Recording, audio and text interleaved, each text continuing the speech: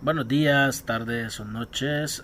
Bueno, los que aún seguimos aquí dentro de las clases virtuales. En esta ocasión vamos a empezar con otra temática de las que vienen en nuestra guía para el examen de reposición. Y bueno, nuestro tema es, como podemos leer en este momento, el contenido y la estructura de la poesía, la métrica, la rima y las licencias poéticas.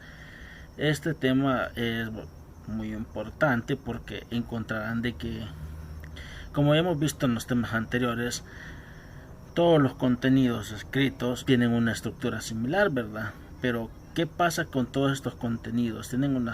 Algunos tienen algunas muy particularidades, las cuales serían las formas literarias que se usan, entre ellas la poesía, para enriquecer los textos y que no sean simplemente textos simples, ¿no?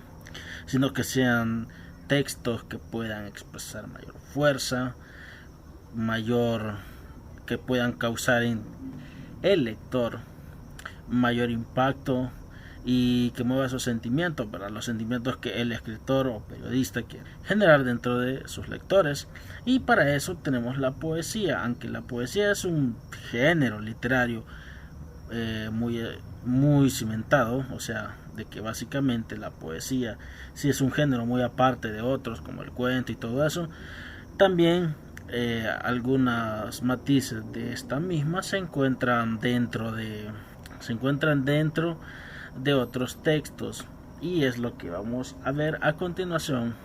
Así que creo que ya sin más que agregar, los saluda con mucho entusiasmo su profesor Melvin Reyes, y bueno, vamos a empezar la clase ahora. Así que cambiamos. Así que bueno, tenemos entonces qué sería la definición de poesía. Bueno, este concepto lo saqué de la Real Academia Española, y básicamente, como lo que dice acá, la poesía es un género literario que expresa la realidad, sentimientos, vivencias y experiencias del ser humano, utilizando un lenguaje estético, así como diferentes recursos sonoros y una amplitud en cuanto al significado de las palabras.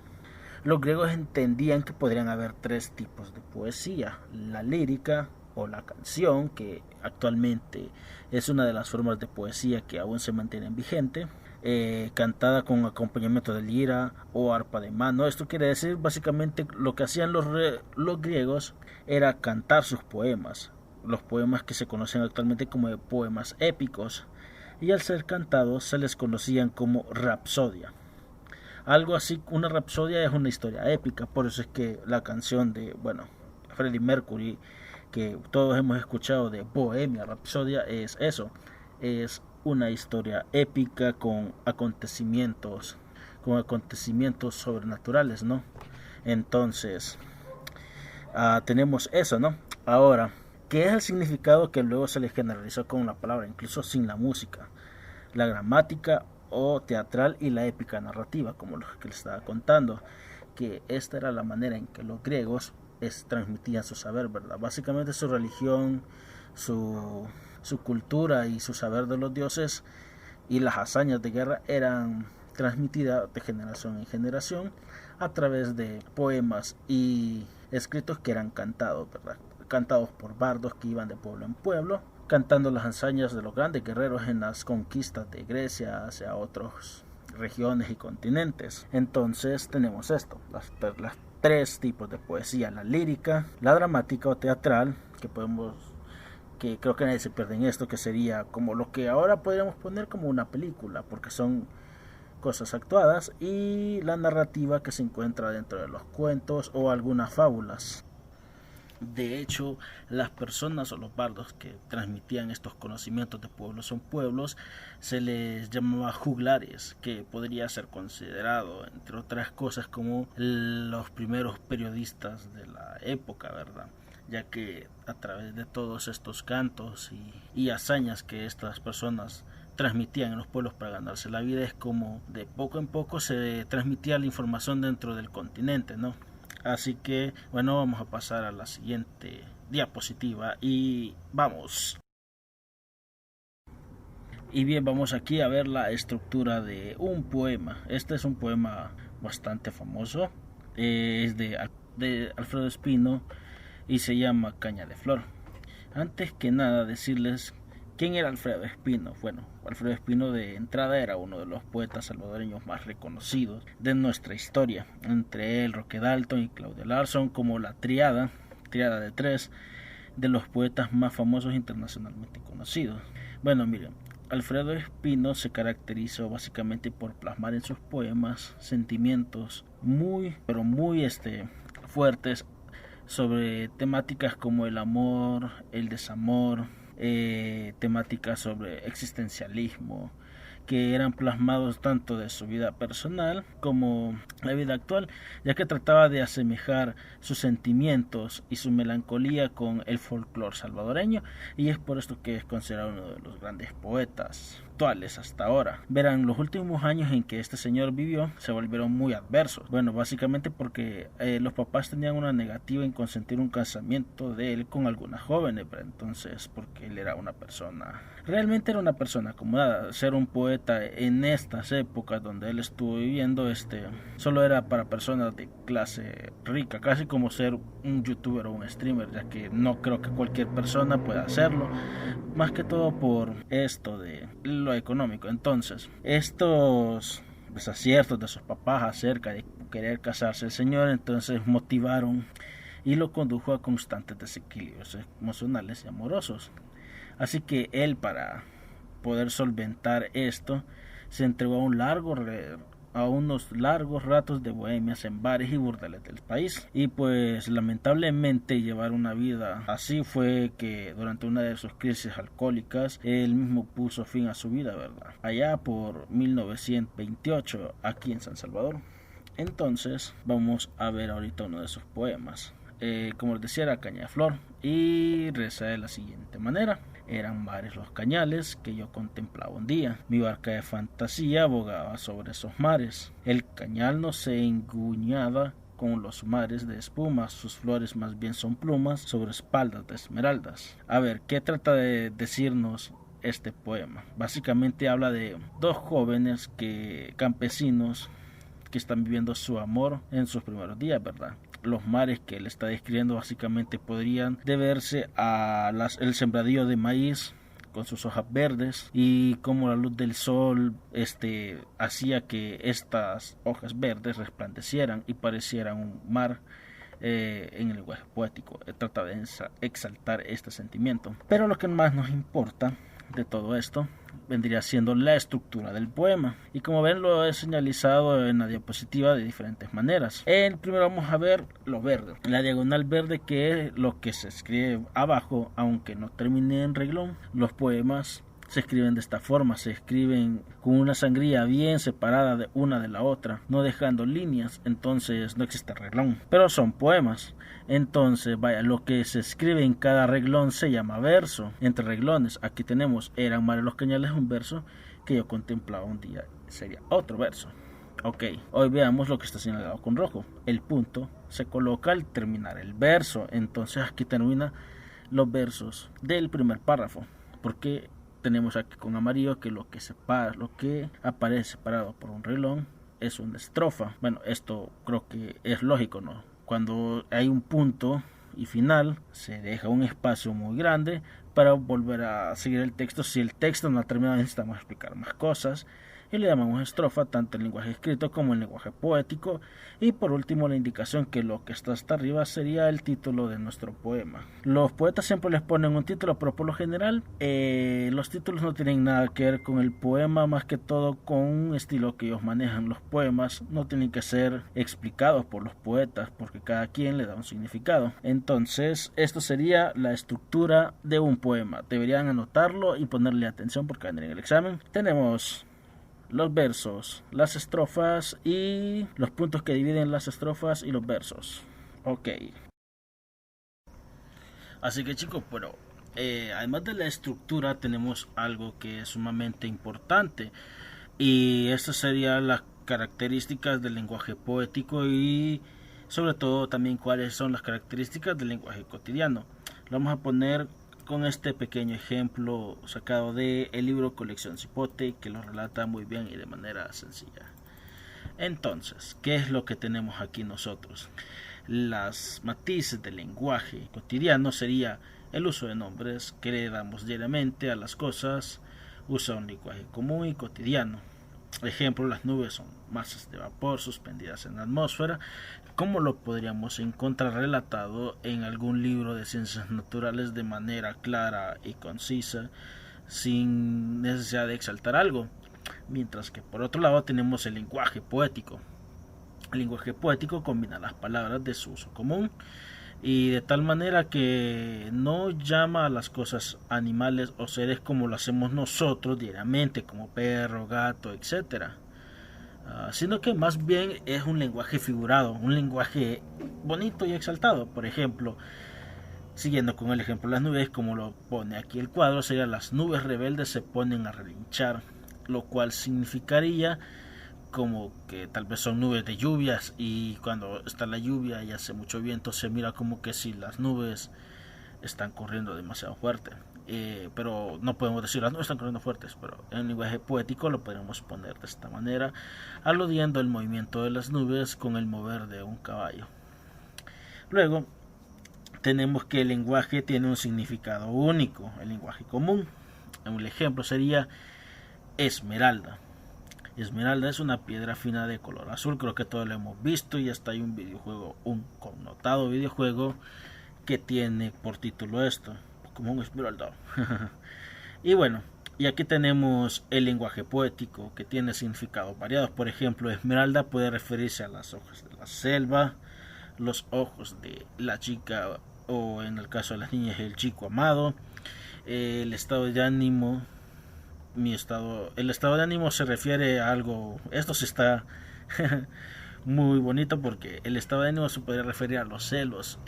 Verán, Otelo, la obra de Shakespeare, era un hombre negro de ojos verdes. ¿Y de qué nos habla Otelo? Nos habla acerca de un hombre que por celos asesina a su esposa, y por eso le dicen el monstruo de los ojos verdes, y por eso aquí está diciendo, alude a los estados de ánimo, el poder y el encanto de las personas, etcétera. Bueno, ahora tenemos que lo más importante es comunicar un mensaje de acuerdo al contexto y a la situación determinada. El lenguaje común no trata de exaltar los sentimientos, simplemente intenta hacernos comprender algo. Por eso, la ventana, como dice el ejemplo, la ventana es una abertura más o menos elevada sobre el suelo, que se deja en una pared para dar luz y ventilación. Mientras tenemos por otro lado el lenguaje poético. El lenguaje poético importa la manera en la que se utiliza el lenguaje y el uso de recursos, como la rima, los sonidos y pausas. Ejemplos serían la ventana de maravillas, sobre escondidos lugares, el sendero de las hadas y el camino de los ángeles, como el poema de Claudia Lars. Y tenemos ya, para ir terminando con este cuadro, que sería que dice lo que las personas que escuchan o leen mensaje cotidiano saben de su significado. Una conversación, por ejemplo, como lo tenemos aquí, que dice: construye la ventana de 1 metro cuadrado. La ventana mide 1 metro en cada lado. Las personas que escuchan o leen le dan su propio sentido al mensaje de acuerdo a sus experiencias previas. Las ventanas de maravillas, sobre escondidos lugares, el sendero de las hadas y el camino de los ángeles.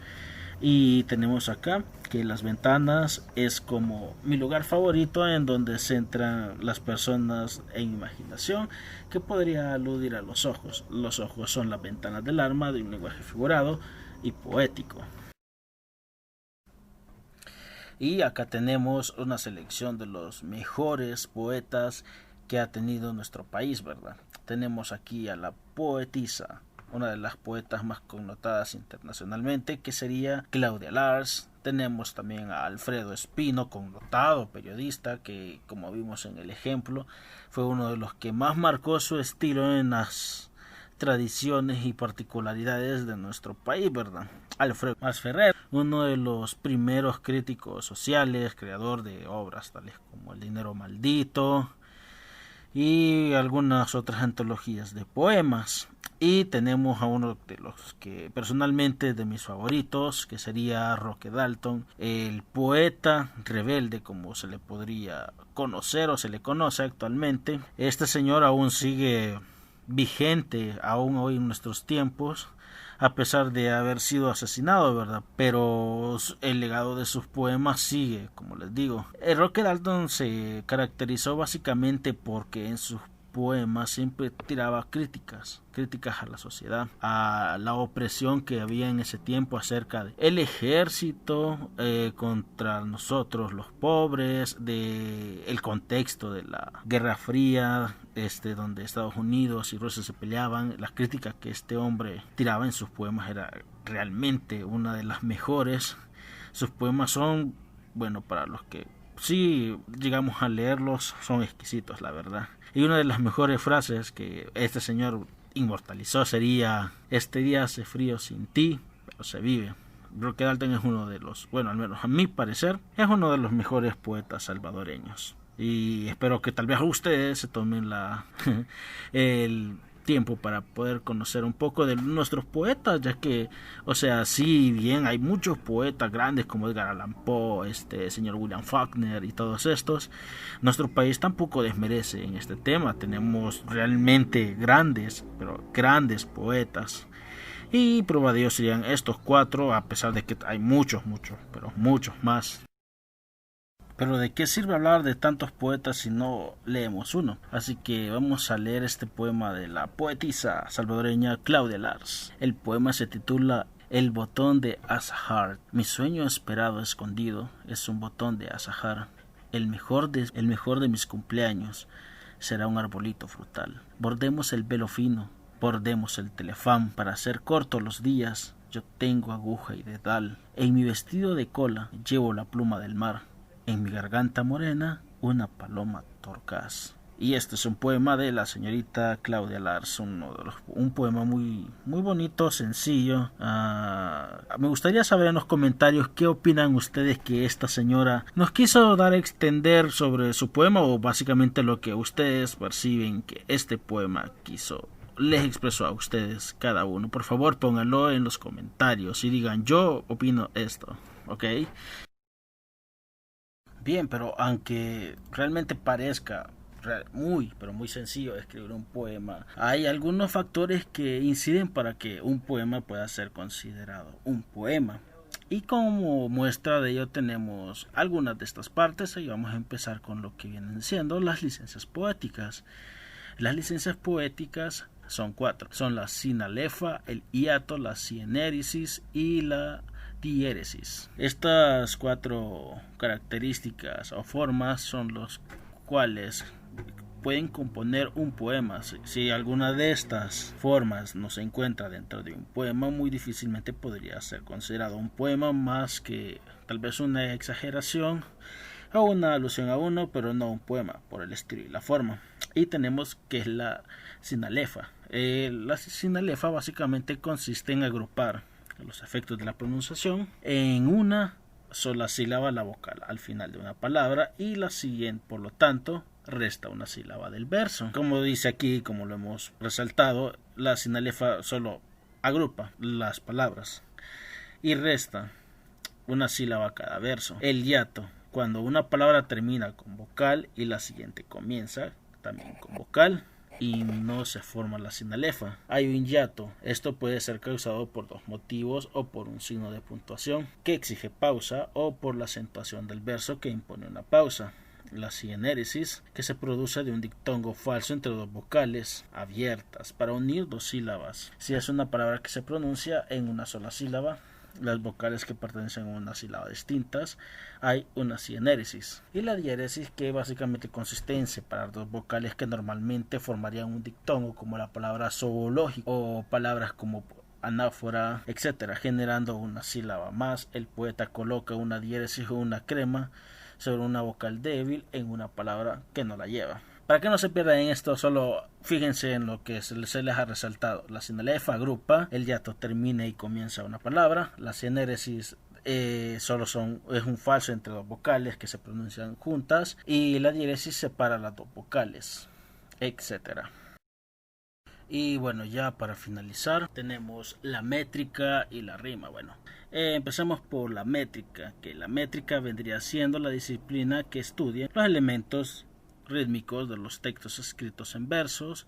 Aborda, por lo tanto, el estudio de el número de sílabas en cada verso, la rima y la combinación de versos. Es decir, la métrica básicamente se encarga de estudiar los poemas y cómo están compuestos. Si un poema es un poema sencillo o si un poema tiene la intención de convertirse en un soneto, que es un poema pero un poco más elaborado. Y tenemos la rima, que es semejanza o desigualdad de sonidos entre dos o más palabras a partir de la última sílaba acentuada, en especial aquellas que se producen entre las palabras finales de los versos de un poeta. Traducido al salvadoreño, la rima básicamente es aquello que remata de la misma forma. Básicamente lo encontramos en canciones. La rima es uno de los motores más usados para las canciones. Es extraño, básicamente, de que la rima se use mucho en poemas. Sí se usa en poemas, por lo general se usa de verso en verso o estrofa, pero no por línea y todo eso, porque básicamente los poemas lo que intentan hacer es expresar un sentimiento, no adornar el sentimiento al expresarlo. El adorno del sentimiento al expresarlo lo encontramos más que todo en las líricas, que los poemas con canciones son líricas, y esto con la finalidad de que la rima sea muy apegada al ritmo o al compás que trae la canción. Y bueno, hasta aquí terminaríamos ya y vamos a ver un material acerca de la historia de la poesía. Eso no se los puse yo, traté de buscar un video. ¿De qué trata este video que vamos a ver a continuación? Básicamente nos va a hablar acerca de cómo la historia de la poesía en los salmos, de cómo fueron creados los salmos de forma poética y cómo expresaba la poesía el sentimiento de añoranza de volver al pueblo de Israel, ¿verdad?, a su hogar después de ser cautivos. Y hay un paralelismo muy bonito entre el pueblo de Israel y el rey David, pero no voy a quemar más el tema y pasemos en este momento al material audiovisual, así que vamos a darle. Hemos estado hablando acerca de la poesía en la Biblia, de cómo los poetas bíblicos amaban el diseño y usaban el simbolismo y la metáfora de manera magistral. Estos poemas nos invitan a una experiencia de ponderación de las ideas lentamente y desde muchos ángulos. Y la colección más grande de poesía en la Biblia es el libro de Salmos. Entonces, de eso es sobre lo que vamos a profundizar aquí. Ahora, los israelitas compusieron muchísima poesía a lo largo de su historia. Sí, los poemas fueron escritos por los sabios, los reyes y los profetas de Israel. Algunos poemas fueron cantados por coros en el templo de Jerusalén, mientras que otros fueron orados por las familias en sus casas. Y a lo largo de los siglos, los poemas más importantes y más ampliamente leídos fueron compilados, juntos para ser leídos o cantados en ocasiones especiales. Y estoy familiarizado con libros de poesía, una gran colección de los mejores poemas en un mismo lugar, y puedo leerlos y elegir mis favoritos. Pero el libro de Salmos no es este tipo de colección. Aquí, cada poema ha sido profesionalmente elaborado y luego colocado donde está por una razón, para crear una narrativa desde el principio del libro hasta el final. Los salmos recuentan poéticamente la historia bíblica completa y te invitan a un templo literario. ¿Un templo literario? Sí, el tabernáculo y después el templo en Jerusalén era donde los antiguos israelitas iban a encontrarse con Dios. Cuando llegabas, veías arte e imágenes por todos lados. Veías a los sacerdotes haciendo rituales, escuchabas canciones y oraciones. Todo esto proclamaba simbólicamente que tu Dios gobierna el mundo desde esta montaña y tú estás en su sala de estar. Entonces el templo era un lugar para estar en la presencia de Dios y también para sumergirte en la historia del reino de Dios. Exactamente. Entonces, intenta imaginar lo traumático que fue cuando los babilonios invadieron Jerusalén, saquearon y quemaron el templo y se llevaron a muchos israelitas al exilio. Sí, ¿y a dónde irán ahora a encontrarse con su Dios y cantar su historia y decir sus oraciones? Ahí es donde entra el libro de Salmos. Este es un libro de oraciones para exiliados, diseñado como un templo virtual. Entras a los Salmos para encontrarte con Dios y para escuchar de forma completa la historia bíblica del reino de Dios cantada en poesía para ti. Genial, pero ¿cómo hacen los Salmos esto? Empecemos con el diseño del libro. Hay 150 poemas divididos en 5 secciones claras. Al principio se ha colocado una breve introducción, Salmos 1 y 2, que establecen los temas principales del libro completo repasando la narrativa bíblica. Ok, El Salmo 1 mira hacia el jardín del Edén y su río de la vida. sí, Dios colocó a la humanidad en un jardín templo. Y aquí los humanos decidieron definir el bien y el mal en sus propios términos, así que son exiliados del jardín. Pero el primer salmo pinta un retrato de esperanza acerca de un hombre recto que se deleita en la sabiduría de Dios, llamada Torá o instrucción. Esta persona es como el árbol de la vida en el jardín templo. Florece eternamente porque está plantado en el río de la vida, en Dios. Sí, eso es hermoso, pero ¿quién se supone que es? Bueno, ¿recuerdas esa historia en Génesis después de la rebelión necia de la humanidad? Dios hizo una promesa. Ah, cierto, un humano futuro, la simiente de la mujer que vendría y derrotaría al mal y restauraría el mundo. Y de esto se trata el Salmo 2. La promesa de Dios de que un rey del linaje de David vendría. Se le llama el Hijo de Dios y el Mesías. Dios lo designa para traer justicia sobre la maldad humana y restaurar el reino de Dios y la paz sobre las naciones. Entonces, los Salmos 1 y 2 introducen todos estos temas principales. Sí, luego el libro desarrolla esos temas a lo largo de las 5 secciones. Las primeras 2 exploran la complicada historia de David y de su familia real. La tercera sección se enfoca en la tragedia del exilio de Israel y la caída del linaje real de David. Pero luego, la cuarta y quinta sección reavivan la esperanza por el Mesías, un nuevo templo y el reino de Dios al otro lado del exilio. El libro termina con una conclusión de 5 partes, alabando a Dios por su fidelidad. Genial. Ahora casi la mitad de los salmos están conectados con un hombre, el rey David, quien Dios eligió para gobernar a Israel. Sí, la historia de David es muy importante en este libro. Él experimentó tiempos de dificultad, pero confió en Dios con una fe radical. Y en esos poemas, David comparte sus miedos, confiesa sus fracasos y ofrece gratitud a su Redentor.